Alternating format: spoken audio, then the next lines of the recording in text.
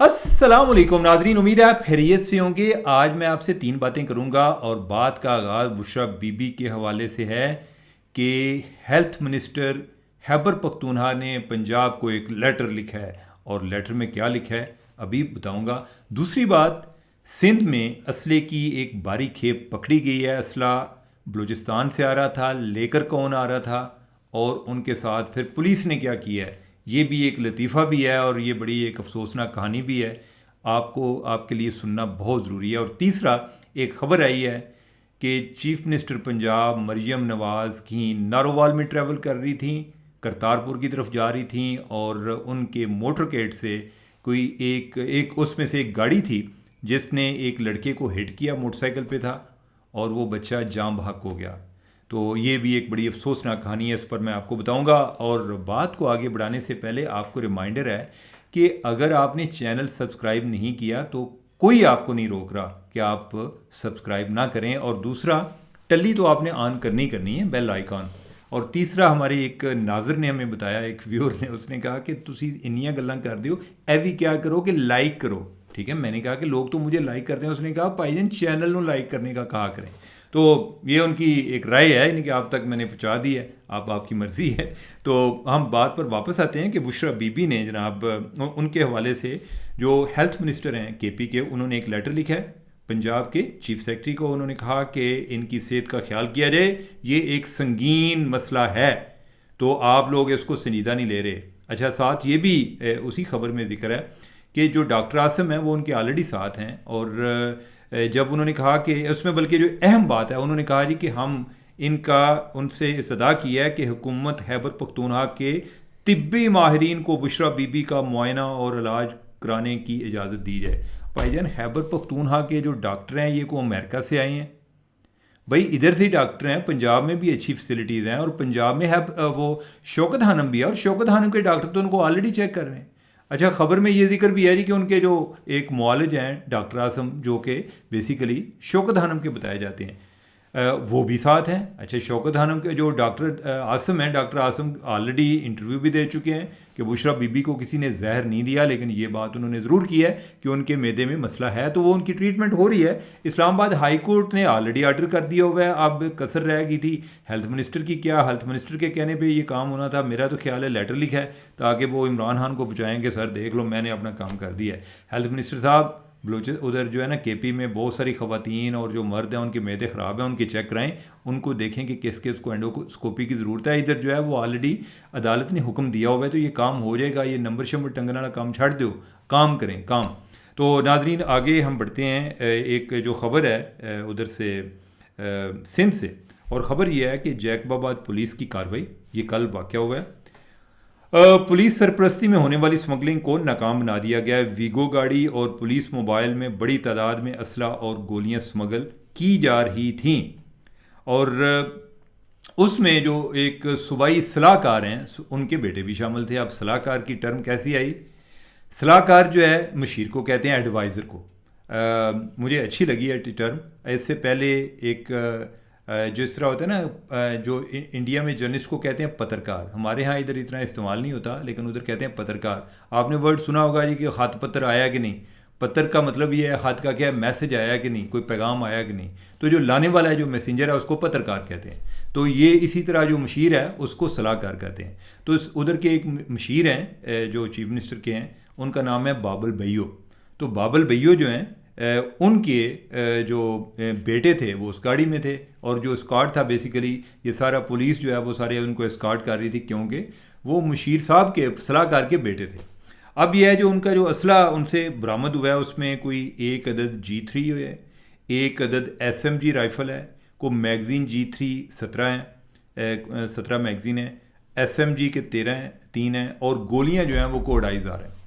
और नाजरीन, ये गिरफ्तारी तो हो गई और ये जो असला तो उन्होंने पकड़ लिया, लेकिन जो पुलिस ने अगले दिन कार्रवाई की है, पुलिस ने ये बड़ी कमाल की कार्रवाई की है। और अपने जो हम एक सिविलियन सुपरमेसी की बात करते हैं, तो पुलिस जो है, पुलिस से ज़्यादा एक हुक्मरानों की बात कौन मानता है, तो उन्होंने एक सिविलियन सुपरमेसी पर की बालादस्ती पर, एक सिविलियन बालादस्ती पर यकीन रखते हुए जो उन्हें सिविल हुकूमत ने आर्डर किया है, पुलिस ने वो काम कर दिया। और वो काम उन्होंने क्या किया है, उन्होंने ना पुलिस का जिक्र किया और ना ही उन्होंने उसको पहले बेटे को पकड़ा हुआ था बाबुल भैया को, उसको भी छोड़ दिया, पुलिस जो है वो भी चली गई, असला उन्होंने रख लिया।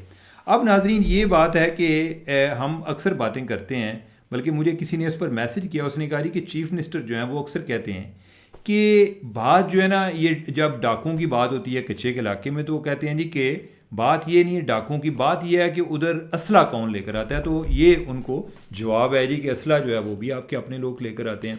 मेरी आज एक पुलिस के सीनियर ऑफिसर से बात हो रही थी, मैं उनको डाकुओं का पूछ रहा था, तो उन्होंने बताया जी कि जो है ना इधर कोई 4 अजला हैं जिधर डाकू पाए जाते हैं, और इनको जो उधर के वडेरे हैं उनकी हमायत हासिल है, और जो वडेरे हैं उनको सियासी हुकूमत की हमायत हासिल है।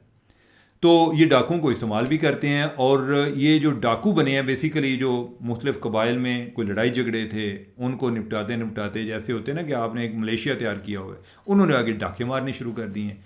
अब वो जो वडेरे हैं वो भी नहीं चाहते कि सुलह हो, अब ये एक तरह की एक नई इकानमी जनरेट हो गई हुई है, और इससे उनका एक टेरर भी है अपना। तो लोग भी डरते हैं जी कि वो फ़लाँ डाकू जो इनके कबीले के हैं, तो लिहाजा इनसे अपने ताल्लुक़ जो हैं वो ख़राब नहीं करने। जो पुलिस है मुकामी, वो भी उसको पता है कि हमने इधर ही जो है सर्व करना है। जिस तरह का ये वाक़या है कि जिसमें पुलिस को पता चले जी कि हमने बाद में ऊपर से प्रेशर आने के बाद हमने बंदे छोड़ने हैं, तो पुलिस वो कट्टा दसा करेगी, पुलिस भी कुछ नहीं करेगी, वो कहेगी जो सिस्टम चल रहा है यानी कि चलता रहे, मुझे क्या यानी कि मुझे क्या अंदर हल्के कुत्ते ने बैठे है कि मैं जाके अलहदा से मैं इसके लिए कोई अलहदा कोशिश करूँ, मुझे क्या ज़रूरत है। तो उन्होंने बताया जी कि इधर जो डाकू हैं ना, कोई मेरे ख्याल है कि कोई गालबन कोई 21 ग्रुप हैं जो डाकुओं के, और मैंने कहा डाकुओं की तादाद कितनी है, पता चला जी कि तकरीबन को 300-400 डाकू है, और काबू नहीं आ रहा। ठीक है, एक वजह यह है कि उधर इलाका कच्चा का है, उधर जो पहुंचना है वो आसान नहीं है। फिर यह है कि या तो कि ऊपर से इनको बम्बार्डमेंट की जाए, फिर भी जो है वो एक इशू आता है, फिर लोग कहते हैं जी कि उसमें बड़े मासूम भी मारे गए हैं। तो हुकूमत जो है उसकी तरजीहात में भी शामिल नहीं है, और फिर उस यानी कि मैं जो सूबाई हुकूमत है उसकी तरजीहात की बात कर रहा हूँ, वो भी उस पर कुछ नहीं काम कर रहे। तो ये मामला जो है संगीन होता जा रहा है, और ये वाला जो वाक़या है ये इसकी एक निशानी है कि असला किस तरह आ रहा है और कौन लोग लेकर आ रहे हैं। पुलिस की गाड़ियों में लेकर आ रहे हैं, यानी कि कौन आ रहे हैं जी कि जो मुशीर साहब हैं सलाहकार है, उनका बेटा वो जो है यानी कि वो असले की निगरानी कर रहा है, बल्कि अपनी क़यादत में वो असला लेकर आ रहा है, वो रास्ते में जो उसने छोड़ दिया। मुझे मैं पुलिस वालों से पूछ रहा था, उन्होंने कहा जी कि ये भी जो रास्ता आ रहे थे ये सीधा रास्ता है, यानी कि कई चोर रास्ते हैं जिधर से लोग असला लेकर आते हैं। एक दफ़ा वो मुझे को बता रहे थे कि केपी से आया था वो बंदा, इधर मोटरवे पे पकड़ा गया था, मेरी कोई जर्नलिस्ट है उनसे बात हुई थी, उन्होंने कहा जी ये इस तरह के जो लतीफ़े हैं कि जिसमें जो हुकूमती वज़रा और जो मुशरा हैं वो शामिल हैं। इस तरह के वाक़यात कोई हर 1-2 साल बाद कोई इस तरह की वारदातें होती रहती हैं जी, वो पकड़े गए लेकिन आगे कार्रवाई नहीं होती। तो जब वो लोग इस सारे काम में मुलव्वस हैं तो बाकी लोग जो हैं उनको क्या कहना। तो नाजरीन ये भी देख लें कि ये डेमोक्रेसी तो है, लेकिन जो डेमोक्रेसी के नाम पे अगर लोग यही इस तरह की कोई बैड गवर्नेंस देंगे तो आम आदमी जो उसमें पिस रहा है उसके लिए जमहूरियत की कोई वैल्यू नहीं है। उसके लिए बेशक उधर तालिबान आ जाए, अगर कोई उधर एक लॉ एंड ऑर्डर मेंटेन करेगा तो उनके लिए वो इम्पॉर्टेंट है। ये जमहूरियत का फ़ायदा जो है अगर बड़े लोगों को पहुंचेगा, छोटे लोगों तक नहीं जाएगा, वो इसी तरह की जो अमनो अमा के मसाइल हैं उनका शिकार रहेंगे, ये डाकों की नज़र होते रहेंगे। तो ये बड़ी एक डेंजरस बात है, और इस पर मैं किसको कहूँ कि एक्शन लिया जाए अगर हुकूमत जो है वो उसमें ख़ुद इन्वॉल्व हो। तो ये मुझे पता चला कि जो पहले वाले आईजी थे जो कि निगरान दौर में आए थे, इन्होंने कोई एक टीम बनाई थी, ये ख्याल था कि उधर जो है ना मुकामी पुलिस को इन्वॉल्व ना किया जाए, जो पुलिस के जो स्पेशल सर्विसेज का यूनिट है उनको इन्वॉल्व किया जाए, जो कमांडोज़ हैं, और रेंजर के कमांडोज़ लिए जाएँ, वो जाके इन पर अटैक करें, वो इन पर कार्रवाई करें। जो लोकल पुलिस है वो डरती है, वो कहती है कि इनका पता नहीं है कि कल फिर जो है यही हमने इधर ही रहना है, और हुकूमत को अचानक होशियारी आती है कि कोई उन्होंने कोई अपना कोई किसी के कहने पे कोई ऑपरेशन शुरू किया और बाद में फिर सुलह कर ली तो हम इसमें मारे जाएंगे।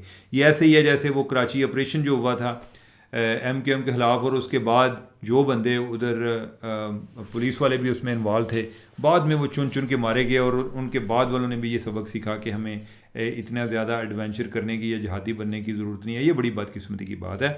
तो ये बड़ा गलत मैसेज जाता है फोर्स को, ओवरऑल जो लोग इस काम में इन्वॉल्व होते हैं उनको बड़ा गलत मैसेज जाता है। तो नाजरीन इस पर हम वैसे डिटेल में आइंदा भी बात करेंगे कि उधर जो मुख्तलिफ तरीके से माफियाज ऑपरेट कर रहे हैं, मैं आपको बताऊँगा। अब जो है यानी कि हम अगले टॉपिक की तरफ बढ़ते हैं, और वो हमारा टॉपिक है, मैंने कल को परसों बल्कि कल की बात है, नहीं, मैं जुमे की बात कर रहा हूँ। तो मैंने डॉन अखबार में ख़बर पढ़ी थी कि क्या कहते हैं, एक तेज़ी से आती हुई गाड़ी, एक स्पीडिंग व्हीकल, वो जो कि चीफ मिनिस्टर के मोटरकेड की थी, उसने मुबैना तौर पे एक मोटरसाइकिल पे सवार बच्चे को हिट किया। और वो बच्चा जो है वो फिर जानबर नहीं हो सका, वो यानी कि उसकी बेचारे की डेथ हो गई। और उन्होंने कहा जी कि जो एलीट वाले हैं, एलीट फोर्स वाले, उन्होंने गाड़ी रोकी नहीं, उन्होंने गाड़ी उधर से भगा दी। और ये इस पे लोग जो हैं वो काफ़ी एक नाराज़ भी थे, गुस्से में भी थे। अब ये है कि मैंने भी ये खबर पढ़ी और मैंने फिर को पुलिस वालों से बात की कि इस मौके पे होना क्या चाहिए। तो उन्होंने कहा जी कि इस मौके पे कोई ऐसा कोई लीगल तरीका तो है नहीं। मैं उनको पूछ रहा था कि एसओपीज़ क्या हैं, कि अगर कोई इस तरह का वीआईपी कोई मोटर जो है ना, कोई काफ़िला जा रहा हो तो उसमें इस तरह का वाक़या हो तो क्या होना चाहिए। उन्होंने कहा जी कि आमतौर पे होता ये है कि अगर वो कुछ ज़्यादा स्पीड में जा रहे हैं तो जो उसको ऑर्डर करने वाला कमांडर है, ड्राइवर जो है, वो तो उसको फॉलो कर रहे हैं, तो उस पर ये बात आएगी। और दूसरा जो ड्राइव कर रहा है गाड़ी, उस पर बात आएगी। अब ये है कि ये जो मरीम नवाज़ की गाड़ी है उसकी बात नहीं हो रही, उस गाड़ी के आगे पीछे जो गाड़ियाँ होती हैं ना उनका जिक्र हो रहा है। और दूसरा उन्होंने कहा जी कि आइडियली तो ये चाहिए कि उस बच्चे को हॉस्पिटल में लेकर जाते और उन पर यानी कि उसकी कोई ट्रीटमेंट कराते। ये एक मॉरल पहलू है, लेकिन इसका कोई लीगल पहलू नहीं है, ठीक है। अखलाकी तौर पे उनकी जिम्मेदारी बनती थी। दूसरा ये है कि मैंने कोई उधर जर्नलिस्टों से भी बात की। उन्होंने मेरे साथ कोई एफआईआर भी शेयर की। जो एफआईआर है उसमें कोई इस तरह का जिक्र नहीं है। क्या जिक्र नहीं है उसमें, ये नहीं बताया गया कि ये जो है वो कोई मरीम नवाज़ की गाड़ी थी। उसमें ज़िक्र है कि एक कोई सरकारी गाड़ी का जिक्र है कि एक सरकारी डाला जो है उसने जो मरने वाला है उसके कज़न ने रजिस्टर कराई है, जो जिसकी डेथ हुई है बच्चे की, उसका नाम अबू बकर है। वो 23 साल का था, वो उधर को पेट्रोल पंप था, उधर काम करता था, वो उधर पेट्रोल पंप पर जा रहा था। तो उसने जिक्र किया है जी कि सरकारी डाले ने मेरे कज़न को टक्कर मार कर एक्सीडेंट किया। और शकरगढ़, ये एक जगह है चंदोवाल, जानब शकरगढ़ रोड, उधर है, उधर ये वाक़या हुआ है। और उसने कहा जी कि वो ज़ख्मों की ताब ना लाते वफ़ात पा गया, मेरे साथ सख्त ज़्यादती हुई है, कार्रवाई की जाए। और अब ये है, इसके बाद मैंने कोई जो नारोवाल पुलिस है, मैंने उनसे रब्ता किया कि ये क्या मामला क्या हुआ है। अब उन्होंने जो मुझे बात बताई है वो, ये जो पहले जो मैंने आपसे जिक्र किया वो इससे डिफरेंट है।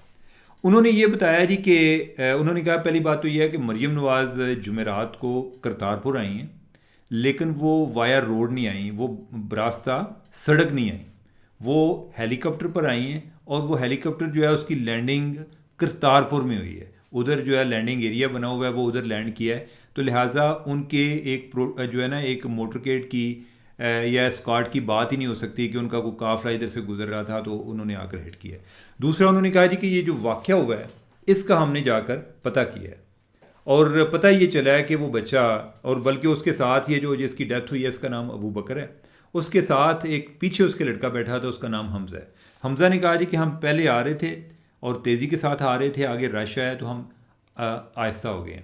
उस दौरान एक और मोटरसाइकिल है उसके साथ टक्कर हुई है, और ये वाला जो लड़का है या ये जो मोटरसाइकिल है, ये आगे जैसे होता है ना कि अपना बैलेंस आउट हो जाना, ये आगे की तरफ जो है आप समझेंगे जो गाड़ी आ रही थी उसके आगे जा गिरा है या उसको जाकर टकराया है। और वो गाड़ी वाला जो है उसने भी वो ब्रेक नहीं लगा सका या जो भी हुआ है, लेकिन इस बेचारे लड़के की उधर डेथ हो गई। अब वो जो गाड़ी वाला है उसने गाड़ी उधर से भगा दी है।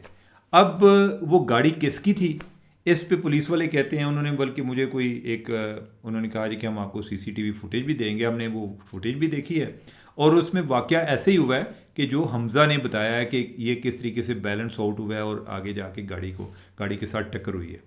लेकिन ये है कि वो कहते हैं जी कि वो गाड़ी जो है, गाड़ी का नंबर इनको याद है, हमज़ा को भी याद नहीं है, एक की तो बेचारे की डेथ हो गई।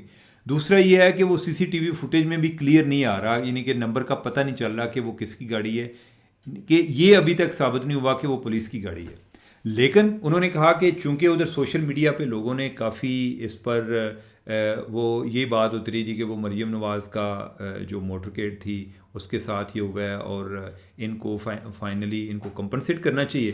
तो आज सोशल मीडिया का ज़माना है और उधर से कई लोगों ने कोई हुकूमत पंजाब को और आईजी पंजाब को उसके साथ टैग करना शुरू कर दिया। तो बकौल पुलिस वालों के फिर हमें उधर से कॉल आई कि ये मामला हुआ है, ये क्या हुआ है। तो हमने बताया, उन्होंने कहा कि ठीक है, यानी कि मैं अच्छा एक और चीज़ कि मरीम नवाज़ जो है वो उस दिन तकरीबन को 12 या 2 बजे उधर पहुंची हैं करतारपुर। ये वाक़या जो है ये सुबह 7-8 बजे का वाक़या है। तो उन्होंने कहा कि खैर जो भी है वो जिस तरीके से भी हुआ है इस लड़के को फाइनेंशियली कंपनसेट किया जाए। उसके लिए डिप्टी कमिश्नर ने अब एक लेटर लिखा है, उसने बच्चे के लिए, उसकी फैमिली के लिए 25 लाख रुपया तजवीज़ किया है कि इनको दिया जाए। अब जो गाड़ी मारने वाला कौन है उसका अभी तक नहीं पता चला। पुलिस वालों ने बताया जी, उन्होंने कहा जी कि इसके बावजूद ये है कि इसका कोई पुलिस से ताल्लुक़ नहीं है, लेकिन यह है कि हमने बच्चे की तदफीन या उसके साथ सारे अमल में इन्वॉल्व रहे हैं। जो उन्होंने FIR का बोला था वो हमने करा दी है। अब नाजरीन, ये मैंने आपको स्टोरी के 2 वर्जन बता दिए हैं, ठीक है।